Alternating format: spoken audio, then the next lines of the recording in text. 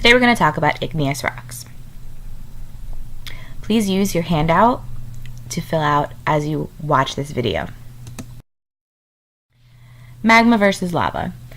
Magma is molten rock within the earth. It's inside of Earth's surface. As you can see in this picture, the magma chamber underneath the volcano is where magma is stored. When magma reaches the Earth's surface, it is called lava. So as a volcano is erupting, as you can see at the top part of this picture, lava is now that it is above ground, erupting from the volcano, and in contact with the air. What do you think of when you hear lava? What happens when it cools? So as you can see in this picture, the lava is orangey yellow and the top is black. As soon as it comes in contact with the air, the lava begins to slowly cool and harden, hence why it becomes black in color. Igneous rocks form when lava or magma cools and crystallizes. And there are two types of igneous rock. First type is called extrusive. Second type is called intrusive. There are two clues to help you understand the difference. Extrusive sounds like exit. So extrusive igneous rocks form outside of the Earth's surface or on the Earth's surface. Intrusive has the root word in, so you can think of in the ground or underground, and that's where intrusive igneous rocks form. Extrusive igneous rock forms on the Earth's surface, so above ground. It cools quickly because it's in contact with the air and sometimes even water. It is fine-grained, meaning that it has very tiny grains or pieces that make up the rock. And sometimes extrusive igneous rock has holes from escaping gas that look like they were once bubbles that have popped and made holes in the rock. As you can see in this diagram, extrusive igneous rock forms outside of the Earth's crust. Here are some examples of fine-grained extrusive igneous rock. Obsidian is one. Rhyolite is the other. There's another example at the bottom. Extrusive igneous rock with holes. So they don't necessarily have fine grains. These extrusive igneous rocks have the holes. So you can see that air has popped and created holes in these rocks as air has escaped during the cooling and hardening process.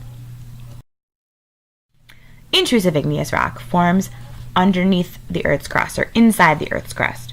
They cool slowly because they're not exposed to the air, and they have larger grains, and you can see crystals within them as they're cooling and when they are cooled. Here's some examples of intrusive igneous rock. You can see various crystals, you can see various colors. There's gabbro, diorite, and granite. You may know granite from your countertops in your kitchen at home. Rocks formed slowly from cooling magma are usually coarse-grained with large crystals. Here are some examples. So you can see above ground we have rhyolite and basalt. They are fine-grained and they are extrusive. Intrusive underground, which is why it's located at the bottom of the diagram, porphyry and pegmatite.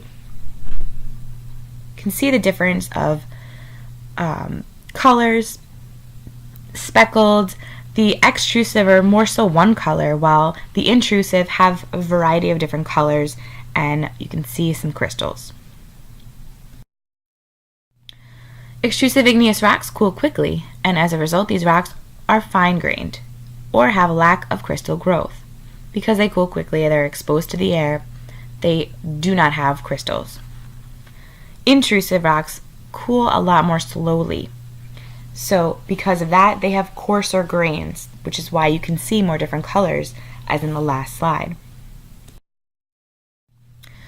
On your chart, on your paper, in your packet, please now take the time to write down the names of the following examples and describe them and tell if you think they are intrusive or extrusive and then why. You will also be drawing each rock. Feel free to pause the video to check out each rock again and draw on your papers. First one is obsidian.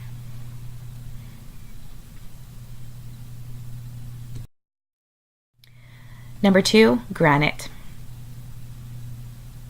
Don't forget to draw it. Don't forget to write if it's intrusive or extrusive and why you think that.